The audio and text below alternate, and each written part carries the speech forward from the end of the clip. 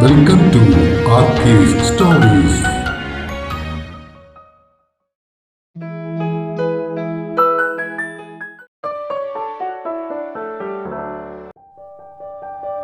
പറയാനിനിയും 26.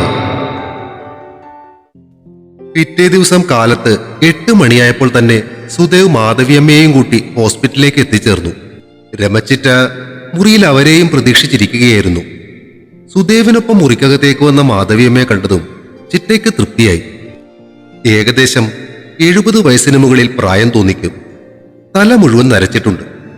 വൃത്തിയായി അലക്കിത്തേച്ച മുണ്ടും നാടനുമാണ് വേഷം. നെറ്റിയിൽ ചന്ദനവും ഭസ്മവും നീളത്തിൽ തൊട്ടിരിക്കുന്നു. ചിറ്റ, ഇതാണ് ഞാൻ പറഞ്ഞ ആള് മാധവിയമ്മ, ഇത് രമച്ചിറ്റ. സുദേവ് അവരെ പരസ്പരം പരിചയപ്പെടുത്തി. മാധവിയമ്മ ചിറ്റയെ നോക്കി ചിരിച്ചു. എവിടെയാ മാധവിയമ്മയുടെ വീട്? രമയും ചിരിയോടെ ചോദിച്ചു. എന്റെ വീട് ആ കുണ്ടന്നൂര് പാലത്തിനടുത്തുള്ള കോളനിയിലാ മോളെ. അപ്പോ വൈകുന്നേരം തിരികെ പോകുന്നതിന് കുഴപ്പമുണ്ടാകില്ലല്ലേ? ഏയ്, എന്തു കുഴപ്പം? ഹോസ്പിറ്റലിന്റെ മുന്നിലേക്ക് ഇറങ്ങി നിന്നാൽ അങ്ങോട്ടുള്ള ബസ് കിട്ടും. ആ കൊച്ചിന്റെ കാര്യമൊക്കെ സുദേവമോൻ പറഞ്ഞു. മോളിനി ഒന്നുകൊണ്ടും പേടിക്കണ്ട, ഞാൻ നോക്കിക്കൊള്ളാൻ കേട്ടോ ഇവിടത്തെ കാര്യം. കയ്യിൽ പിടിച്ചുകൊണ്ട് ആത്മവിശ്വാസത്തോടെയുള്ള മാധവിയമ്മയുടെ സംസാരം രമയ്ക്ക് വലിയൊരു ആശ്വാസം നൽകി. ഇന്നലെ രാത്രി വിഭയ് ICUയിൽ കയറി കണ്ടായിരുന്നു ചിറ്റെ? സുദേവ് ചോദിച്ചു. രാത്രി 8 മണി കഴിഞ്ഞപ്പോ ഞാനൊന്ന് ICUവിന്റെ മുന്നിൽ വരെ പോയായിരുന്നു. അവിടെയുള്ള സിസ്റ്ററോട് ചോദിച്ചപ്പോ കയറി കണ്ടോളാൻ പറഞ്ഞു. അകത്ത് കയറി കണ്ടപ്പോ അവര് നട്ടെല്ലിയെ കുത്തിയതിന്റെ ചെറിയ വേദന ഉണ്ടെന്ന് അവള് പറഞ്ഞു. അല്ലാതെ വേറെ കുഴപ്പമൊന്നുമില്ല. ഞാൻ കാലത്ത് വരുന്ന വഴി ICUവിന്റെ മുന്നിൽ ചെന്നായിരുന്നു. 9 മണിക്ക് ഡോക്ടർ വരും. ആ സമയം നമ്മൾ ഉണ്ടാകണമെന്ന് പറഞ്ഞിട്ടുണ്ട്. ചിറ്റ വല്ലതും കഴിച്ചായിരുന്നോ? ഊവ്, ഇവിടെ ഭക്ഷണം പറഞ്ഞാല് റൂമിൽ കൊണ്ടുവന്ന് തരും. അവൾക്ക് ICUവിലേക്ക് പൊടിയിരിക്കഞ്ഞിയും ഞാൻ പറഞ്ഞിട്ടുണ്ട്. വിഭക്കുട്ടിയുടെ അച്ഛനോട് പറയണോ ചിറ്റെ? അച്ഛനെ കുറിച്ച് അന്ന് വക്കീലിന്റെ മുറിയിൽ വെച്ച് വിഭ പറഞ്ഞതിന്റെ ഓർമ്മയിൽ സുദേവ് ചോദിച്ചു. ഞാൻ വിളിച്ച് പറഞ്ഞിരുന്നു കൊച്ചേ, അങ്ങേർക്ക് ഒട്ടും സമയമില്ലെന്ന്. തുക്കടി സായിപ്പല്ലേ, കുഞ്ഞോളാണ് അങ്ങേരുടെ പല ആവശ്യങ്ങൾക്കും കാശ് കൊടുക്കുന്നത്. എന്നിട്ട് ഒരു തരിമ്പ് സ്നേഹമെങ്കിലും ആ കൊച്ചിനോടുണ്ടെങ്കിൽ അയാളൊന്നും വരില്ലേ? നന്ദി കെട്ടവൻ. ദേഷ്യം അടക്കാനാവാതെ രമ പല്ല് കടിച്ചു. മാധവിയമ്മ അപ്പോൾ അവർ പറയുന്നത് ശ്രദ്ധിക്കാതെ മുറിയിലെ സാധനങ്ങളെല്ലാം അടുക്കി പെറുക്കി വെക്കുകയായിരുന്നു. 9 മണിയായപ്പോഴേക്കും മാധവിയമ്മയെയും കൂട്ടി അവർ ICUവിന് മുന്നിലേക്ക് ചെന്നു. മാധവിയമ്മേ, ഇതാണ് ICU. എന്തെങ്കിലും ആവശ്യത്തിന് ഇവിടെ നിന്ന് റൂമിലേക്ക് ആരെങ്കിലും വിളിക്കുകയാണെങ്കിൽ ഇവിടെ വന്ന് ദാ ആ കാണുന്ന ബെല്ലൊന്ന് അമർത്തിയാൽ മതി. അകത്തു നിന്നും നേഴ്സുമാർ ആരെങ്കിലും വരും. സുദേവ് അവർക്ക് കാര്യങ്ങളെല്ലാം കാണിച്ചു കൊടുത്തു. ഏകദേശം 9:15 ഡോക്ടർ സോണി അവരകത്തേക്ക് വിളിപ്പിച്ചു. ചിറ്റയോടൊപ്പം സുദേവും അകത്തേക്ക് കയറി. ICUവിനെയും പുറത്തെ കോറിഡോറിനെയും വേർതിരിക്കുന്ന ചെറിയൊരു മുറിയിൽ ഡോക്ടർ സോണി ഇരിക്കുന്നുണ്ടായിരുന്നു. ആ, വിഭാവരിയുടെ ചിറ്റയല്ലേ? രമയെ കണ്ടപാടെ ഡോക്ടർ ചോദിച്ചു. അതെ ഡോക്ടർ. ചിറ്റ തലകുലുക്കി. നമ്മള് ഇന്നലെ രാത്രി തന്നെ മെഡിസിൻസ് എല്ലാം സ്റ്റാർട്ട് ചെയ്തിട്ടുണ്ട്. CSFന്റെ റിസൾട്ട് നാളെയേ കിട്ടുകയുള്ളെങ്കിലും വിഭയ്ക്ക് മെനഞ്ചൈറ്റിസ് തന്നെയാണെന്ന് ഓൾമോസ്റ്റ് കൺഫേം ചെയ്തിട്ടുണ്ട്. ഇന്നിപ്പോ പുള്ളിക്കാരിയുടെ സിംറ്റംസും കൂടിയിട്ടുണ്ട്. ആൾക്ക് തല ഉയർത്താൻ പറ്റുന്നില്ല. മെനഞ്ചൈറ്റിസ് വരുമ്പോൾ നമുക്ക് ശരിക്കുള്ള കോൺസെൻട്രേഷൻ ഒന്നും കിട്ടത്തില്ല. ആളിപ്പോ ആ സ്റ്റേജിലാണ്. പക്ഷെ പേടിക്കാനൊന്നുമില്ല, ഒരാഴ്ച കൊണ്ട് നോർമൽ സ്റ്റേജിലേക്ക് വന്നോളും കേട്ടോ. പേടിക്കാനൊന്നുമില്ലെന്ന് ഡോക്ടർ പറഞ്ഞെങ്കിലും പരിഭ്രാന്തിയോടെ രമ സുദേവിനെ നോക്കിയിട്ട് ഡോക്ടറോട് ചോദിച്ചു. ഡോക്ടറെ, മോളെ ഒന്ന് കയറി കാണാൻ പറ്റൂ? പിന്നെന്താ സിസ്റ്ററെ, ഇവരെ ഒന്ന് അകത്തേക്ക് കയറ്റി നമ്മുടെ വിഭയം ഒന്ന് കാണിച്ചേ കേട്ടോ. സിസ്റ്റർ പറയുമ്പോൾ നിങ്ങൾ ഓരോരുത്തരായി കയറി കണ്ടോളൂ. പുറത്ത് വെയിറ്റ് ചെയ്തോളൂ, ഡോക്ടർ പോയി കഴിഞ്ഞാൽ ഞാൻ വിളിക്കാം കേട്ടോ. നേഴ്സ് പറഞ്ഞപ്പോൾ രമയും സുദേവും പുറത്തേക്ക് ഇറങ്ങി നിന്നു. മറ്റുള്ള പേഷ്യൻസിന്റെ ബൈസ്റ്റാൻഡേഴ്സിനെയും വിളിച്ച് സംസാരിച്ചതിന് ശേഷം ഡോക്ടർ സോണി താഴേക്ക് പോയി. ഡോക്ടറോടൊപ്പം ഉണ്ടായിരുന്ന നേഴ്സ് പുറത്തേക്ക് വന്ന് അവരോട് കയറിക്കൊള്ളാൻ പറഞ്ഞതനുസരിച്ച് ആദ്യം രമ ICUവിന്റെ അകത്തേക്ക് കയറി. അല്പസമയം കഴിഞ്ഞ് പരിഭ്രമത്തോടെയാണ് അവർ പുറത്തേക്ക് വന്നത്. എന്താ ചിറ്റെ, പ്രശ്നം വല്ലതുമുണ്ടോ? ചിറ്റയുടെ ഭാവമാറ്റം ശ്രദ്ധിച്ച സുദേവ് ചോദിച്ചതോടെ ചിറ്റ കരയാൻ തുടങ്ങി. മാധവിയമ്മ ചിറ്റയുടെ അടുത്തേക്ക് ചെന്ന് അവരെ ചേർത്ത് പിടിച്ച് ആശ്വസിപ്പിക്കാൻ ശ്രമിച്ചു. എന്താ മോളെ പ്രശ്നം? അവരും ചോദിച്ചു. അവൾ കട്ടിലിരിക്കുന്നുണ്ട്, പക്ഷെ വിളിച്ചിട്ടൊന്നും മിണ്ടുന്നില്ല. തലയെ കുമ്പിട്ട് പിടിച്ച് മൂളുന്നത് മാത്രമേ ഉള്ളൂ. കരച്ചിലിനിടയിൽ ചിറ്റ പറഞ്ഞൊപ്പിച്ചു. ചിറ്റ പേടിക്കാതെ, കുഴപ്പമൊന്നും ഉണ്ടാകില്ലെന്നേ. ഞാനൊന്ന് കയറി നോക്കിയിട്ട് വരാം. അവരോട് പറഞ്ഞിട്ട് സുദേവ് ICUവിനകത്തേക്ക് നടന്നു. സുദേവ് അകത്തേക്ക് ചെന്നപ്പോൾ വിഭ കട്ടിലിൽ കൈകൾ കുത്തി തല താഴേക്കും തൂക്കിയിട്ട് കുനിഞ്ഞിരിക്കുകയായിരുന്നു. അഴിഞ്ഞുലഞ്ഞു കിടന്ന അവളുടെ മുടി മുഖം മറച്ച് താഴെ കൂർന്നു വീണ് കിടപ്പുണ്ട്. വിഭക്കുട്ടി, അവളുടെ മുന്നിൽ ചെന്ന് നിന്ന സുദേവ് അല്പമൊന്ന് കുനിഞ്ഞ് അവളുടെ മുഖത്തേക്ക് നോക്കി വിളിച്ചു. ഞാനാണ് സുദേവ്. കഴുത്തിന് വേദനയുണ്ടോടാ? ചോദ്യങ്ങൾക്കെല്ലാം മൂളൽ മാത്രം മറുപടി. ഈ ഒരവസ്ഥ നേരത്തെ കണ്ട് പരിചയമുള്ളതുകൊണ്ട് സുദേവിന് ഭയമൊന്നും തോന്നിയില്ല. കട്ടിലിനോട് ചേർത്തിട്ടിരുന്ന സ്റ്റാൻഡിൽ അവളുടെ ഹെയർ ബൺ ഇരിക്കുന്നത് കണ്ട സുദേവ് സ്ത്രീക്കുട്ടിക്ക് ചെയ്തു കൊടുക്കാറുള്ളത് പോലെ അതുകൊണ്ട് അവളുടെ മുടി മുകളിലേക്ക് ഉയർത്തി കെട്ടിവെച്ചു കൊടുത്തു. ഇടയ്ക്ക് അവൾ മുഖമുയർത്തി അവനെ നോക്കാൻ ശ്രമിക്കുന്നുണ്ടെങ്കിലും തല ഉയർത്താൻ പറ്റുന്നുണ്ടായിരുന്നില്ല. അത് മനസ്സിലാക്കിയതും അവൻ താഴെ നിലത്തേക്ക് മുട്ടുകുത്തിയിരുന്നിട്ട് കട്ടിലിൽ മുഖം കുനിച്ചിരിക്കുന്ന അവൾക്ക് നേരെ നോക്കി. അവളുടെ കണ്ണുകൾ നിറഞ്ഞൊഴുകുന്നത് കണ്ട് അവന്റെ മനസ്സും വേദനിച്ചു. ഒട്ടും മടിക്കാതെ അവൻ കൈ ഉയർത്തി അവളുടെ കണ്ണുനീർ തുടച്ചു മാറ്റി. പോക്കറ്റിൽ നിന്നും കേർച്ചീഫ് എടുത്ത് അവളുടെ മുഖം നന്നായി തുടച്ചും കൊടുത്തു. എന്തിനാടാ വിഭക്കുട്ടി കരയുന്നേ? പേടിക്കാതെ, 2-3 ദിവസം കൊണ്ട് ഈ അവസ്ഥ മാറിക്കോളും കേട്ടോ. ഞങ്ങളെല്ലാം ഇവിടെ തന്നെയുണ്ട്. കട്ടിലിൽ വെച്ചിരുന്ന അവളുടെ കൈക്കുമീതെ കൈവച്ചുകൊണ്ട് അവൻ അവളെ ആശ്വസിപ്പിച്ചു. നിലത്ത് മുട്ടുകുത്തിയിരിക്കുന്ന അവന്റെ കണ്ണുകളിലേക്ക് നോക്കി അവൾ പതുക്കെ തലയനക്കി. മതി കേട്ടോ, അധിക നേരം ഇരിക്കണ്ട, പുറത്തേക്ക് ഇറങ്ങിക്കോളൂ. പുറകിൽ നിന്നും നേഴ്സ് പറഞ്ഞത് കേട്ട് അവൻ എഴുന്നേറ്റു. അവൾ അപ്പോഴും കട്ടിലിൽ മുഖം താഴ്ത്തിയിരിക്കുകയായിരുന്നു. അവളുടെ കയ്യിൽ ഒരിക്കൽ കൂടി മെല്ലെയൊന്ന് അമർത്തിയ ശേഷം അവളുടെ മുഖത്തേക്ക് വീണുകിടന്നിരുന്ന കുഞ്ഞു മുടിച്ചുരുളുകൾ ചെവിക്ക് പിന്നിലേക്ക് ഒതുക്കി വെച്ചു കൊടുത്തിട്ട് അവൻ പുറത്തേക്ക് നടന്നു. തല കുമ്പിട്ടിരുന്ന അവളുടെ കണ്ണുകൾ വീണ്ടും നിറഞ്ഞൊഴുകിയത് അവൻ കണ്ടില്ല. പുറത്തേക്ക് ഇറങ്ങിയ സുദേവ് അതെല്ലാം ഈ രോഗത്തിന്റെ ലക്ഷണങ്ങളാണെന്ന് ചിറ്റയെ പറഞ്ഞു മനസ്സിലാക്കി. അപ്പോഴേക്കും ഷാജി കുഞ്ഞച്ചൻ ഫോണിലൂടെ ചിറ്റയെ വിളിച്ച് പ്രശ്നമുണ്ടാക്കാൻ തുടങ്ങിയിരുന്നു. ചിറ്റ പോകാൻ നോക്കിക്കോ, ഇനി ഇവിടുത്തെ കാര്യം മാധവിയമ്മ നോക്കിക്കൊള്ളും. വൈകുന്നേരം മാധവിയമ്മ പോകുമ്പോഴേക്കും ആശ്രയെത്തും. ഞാനെന്തായാലും കാലത്തും വൈകിട്ടും ഇവിടെ ഒന്ന് ഡോക്ടറെ കണ്ടിട്ടേ പോകൂ. എന്ത് വേണമെന്നൊരു തീരുമാനമെടുക്കാൻ സാധിക്കാതെ വിഷമിച്ചു നിന്ന ചിറ്റയെ സുദേവ് സമാധാനിപ്പിച്ചു. സുദേവിനൊരു ബുദ്ധിമുട്ടായി അല്ലേ? എന്ത് ബുദ്ധിമുട്ട് ചിറ്റേ? നാളെ ഇതുപോലെ നമ്മളൊന്ന് വീണാൽ ആരാ ഉണ്ടാകുകയെന്ന് ആർക്കറിയാം. അതുകൊണ്ട് കഴിയുന്ന സഹായം മറ്റുള്ളവർക്ക് ചെയ്യുക, അത്രയേ ഉള്ളൂ. മാത്രവുമല്ല, വിഭക്കുട്ടി ഇപ്പോ അന്യൊന്നുമല്ലല്ലോ. അനൂപിനെ അവളെ ഒന്ന് കാണണമെന്ന് പറഞ്ഞിട്ടുണ്ട്. അതുകൊണ്ട് വൈകുന്നേരം ഞാൻ അവന്റെ ഒപ്പം വരാം. ഈ അനൂപ് ചിറ്റയുടെ മകനല്ലേ? അതെ. എന്നാ ഇനി വൈകണ്ട, ചിറ്റ ഇറങ്ങാൻ നോക്കിക്കോ, സുദേവ് പറഞ്ഞു.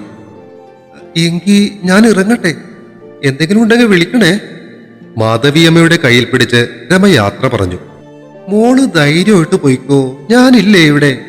മാധവിയമ്മ ചിറ്റയ്ക്ക് ധൈര്യം കൊടുത്തു ചിരിച്ചു.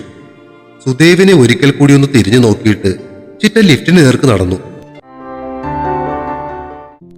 പിന്നീടുള്ള 10 ദിവസത്തോളം വിഭ ICUവിൽ തന്നെ ആയിരുന്നു.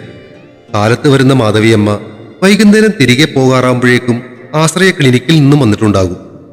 സുദേവ് കാലത്ത് വരുന്ന വഴി ഹോസ്റ്റലിൽ നിന്നും ആശ്രയക്ക് കാലത്ത് കഴിക്കാനുള്ളതും ഉച്ചയ്ക്ക് ക്ലിനിക്കിലേക്ക് കൊണ്ടുപോകുവാനുള്ള ഭക്ഷണവുമായി ഹോസ്പിറ്റലിലേക്ക് എത്തും. അവൻ എത്തിക്കഴിഞ്ഞാൽ ആശ്രയ ഭക്ഷണം കഴിച്ച ശേഷം ക്ലിനിക്കിലേക്ക് പോകും. അല്പം കഴിയുമ്പോഴേക്കും മാധവിയമ്മയും എത്തും. രമച്ചിറ്റയും അനൂപും കഴിയുന്നത് പോലെ ഇടയ്ക്കെല്ലാം വന്നു പോയിക്കൊണ്ടിരുന്നു. ശ്രീഹരിയും 3-4 പ്രാവശ്യം ഹോസ്പിറ്റലിൽ വന്നിരുന്നു. ബന്ധുക്കളെന്നും പറഞ്ഞ് മറ്റാരെയും ഹോസ്പിറ്റലിലേക്ക് കാണാതായതോടെ തന്നെ വിഭയുടെ അവസ്ഥ ഏറെക്കുറെ സുദേവ് മനസ്സിലാക്കിയിരുന്നു. ഇടയ്ക്ക് വൈകുന്നേരങ്ങളിൽ ചിറ്റ വരുന്ന ദിവസങ്ങളിലൊഴികെ ബാക്കി എല്ലാ ദിവസവും കാലത്തും വൈകിട്ടും ഡോക്ടറോട് സംസാരിക്കുന്നതും ICUവിൽ കയറി വിഭയെ കാണുന്നതും സുദേവ് തന്നെയായിരുന്നു. ഈ 10 ദിവസത്തിനുള്ളിൽ അവൾ ഏറെക്കുറെ നോർമൽ സ്റ്റേജിലേക്ക് തിരികെ എത്തിയിരുന്നു. 10ാം ദിവസം കാലത്ത് ഡോക്ടറെ കണ്ട് സംസാരിക്കുന്നതിനിടയിൽ നാളെ വിഭാവരിയെ റൂമിലേക്ക് മാറ്റാമെന്ന് ഡോക്ടർ അവനോട് പറഞ്ഞു. അവൻ ആ സന്തോഷം അപ്പോൾ തന്നെ രമച്ചിറ്റയെ വിളിച്ച് പറയുകയും ചെയ്തു. അത് കേട്ടതും നാളെ കാലത്ത് തന്നെ എത്തിയേക്കാമെന്ന് രമ അവനോട് പറഞ്ഞു. അന്നും പതിവ് പോലെ വൈകുന്നേരം ഹോസ്പിറ്റലിലെ ക്യാൻറ്റീനിലിരുന്ന് ചായ കുടിച്ചുകൊണ്ടിരിക്കുന്നതിനിടയിൽ ഹരിയുടെ ബുള്ളറ്റ് ആശുപത്രി ഗേറ്റ് കടന്നു വരുന്നത് സുദേവ് കണ്ടു. ബുള്ളറ്റിന്റെ പുറകിൽ അവനോട് പറ്റിച്ചേർന്നിരിക്കുന്ന ആശ്രയയെ കണ്ട് സുദേവിന്റെ കണ്ണുകൾ വിടർന്നു. പാർക്കിങ്ങിലേക്ക് ഒതുക്കി വെച്ച ബുള്ളറ്റിൽ നിന്നും രണ്ടുപേരും ഇറങ്ങുന്നതും ഹെൽമറ്റുകൾ ബുള്ളറ്റിലേക്ക് വെച്ച ശേഷം രണ്ടും കൂടി കൈകോർത്തു പിടിച്ച് സംസാരിച്ചുകൊണ്ട് ആശുപത്രിക്കകത്തേക്ക് കയറിപ്പോകുന്നതും കണ്ട സുദേവ് വാ പൊളിച്ചു. ഇതൊക്കെ എപ്പോ? പ്ലേറ്റിലിരുന്ന പരിപ്പോടെ എടുത്ത് കടിക്കുന്നതിനിടയിൽ അവൻ ചിന്തിച്ചു.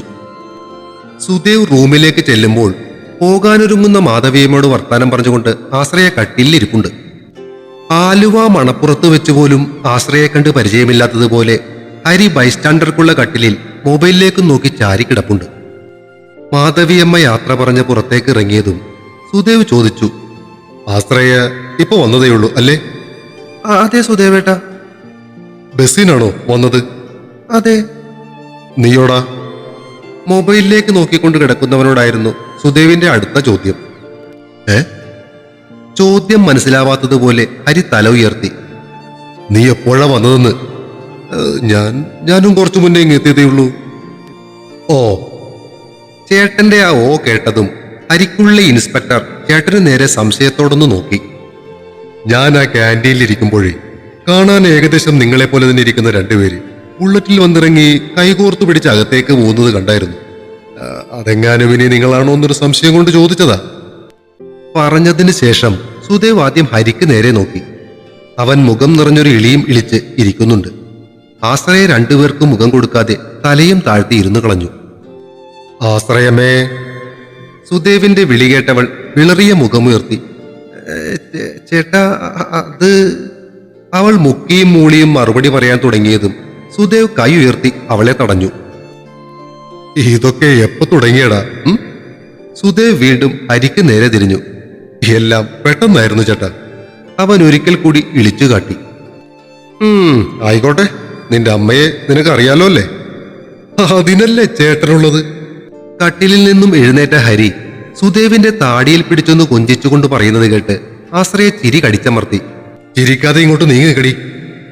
ഹരിക്കടുത്തേക്ക് കൈ ചൂണ്ടി സുദേവ് പറഞ്ഞത് കേട്ട് ആശ്രയെ ഒന്ന് ചൂളി. ഹരി ഒന്ന് കണ്ണടച്ച് കാണിച്ചതോടെ അവൾ ഹരിയോട് ചേർന്ന് നിന്നു. എന്തായാലും കൊള്ളാം, കൂട്ടുകാരി ഹോസ്പിറ്റലിൽ കിടന്നുകൊണ്ട് ഇങ്ങനൊരു ഗുണമുണ്ടായി അല്ലേ ആശ്രയമേ? അവൾ അതിന് മറുപടി പറഞ്ഞതുമില്ല, മുഖമുയർത്തി സുദേവിനെ നോക്കിയതുമില്ല. ഇവള് സംസാരിക്കുമോ എന്നൊരു സംശയമൊക്കെ ഉണ്ടായിരുന്നല്ലോ നിനക്ക്, അതൊക്കെ മാറിയോ? മാറിയോന്നോ എന്റെ പൊന്നു ചേട്ടോ, ഇപ്പൊ ഇവളുടെ വായ തുറക്കാൻ ഞാൻ പെടുന്ന പാട്. അത് പറഞ്ഞതും ഒരു പിച്ചു കൊണ്ടെന്നതുപോലെ അവനൊന്ന് ചാടുന്നത് കണ്ടതും സുദേവ് ചിരിയോടെ തലകുലുക്കി.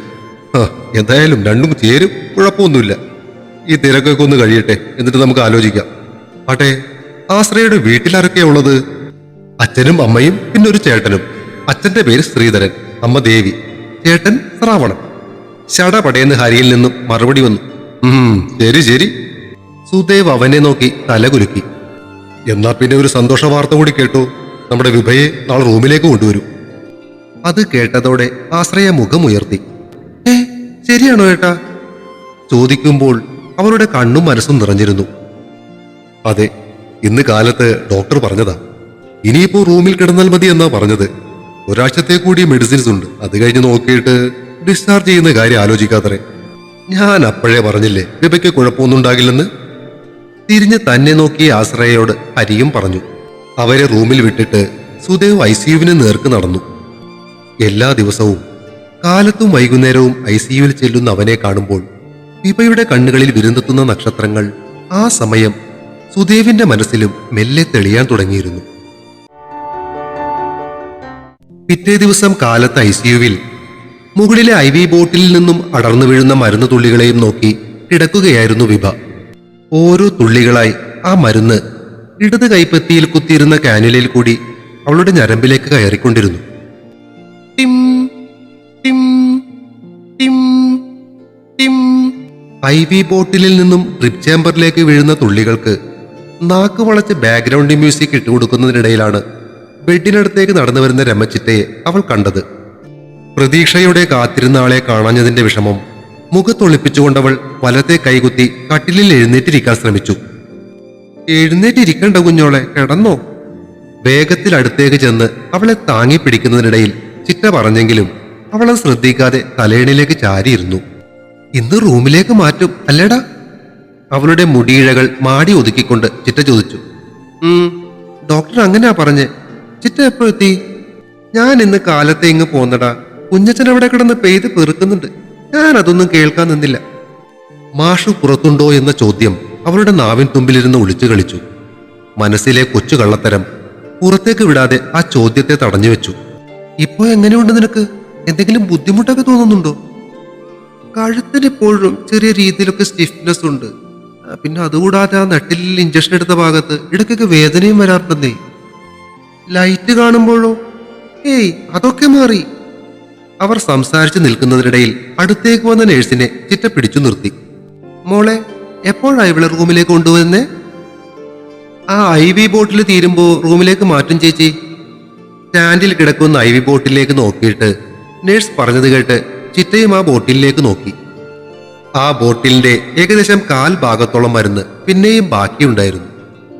ഞാനെന്നാല് മുറിയിലുണ്ടാകും കുഞ്ഞോളെ. വൈകുന്നേരം അനൂപും വരാമെന്ന് പറഞ്ഞിട്ടുണ്ട്. ആണോ? അവനെ കണ്ടിട്ട് കുറേ ദിവസമായി. അവൾ തലകുലുക്കി. ഒരിക്കൽ കൂടി വിരലുകൾ കൊണ്ട് അവളുടെ മുടിയൊന്ന് കോതി ഒതുക്കിയിട്ട് ചിറ്റ പുറത്തേക്ക് നടന്നു. തുടരും. പറയാനിനിയും അടുത്ത ഭാഗം ഉടൻ പ്രതീക്ഷിക്കുക. സബ്സ്ക്രൈബ് ചെയ്യാൻ മറക്കല്ലേ. അഭിപ്രായങ്ങൾ പറയുന്നതിനൊപ്പം ഷെയറുകളും ലൈക്കുകളും ചെയ്ത് സപ്പോർട്ടും ചെയ്യണേ.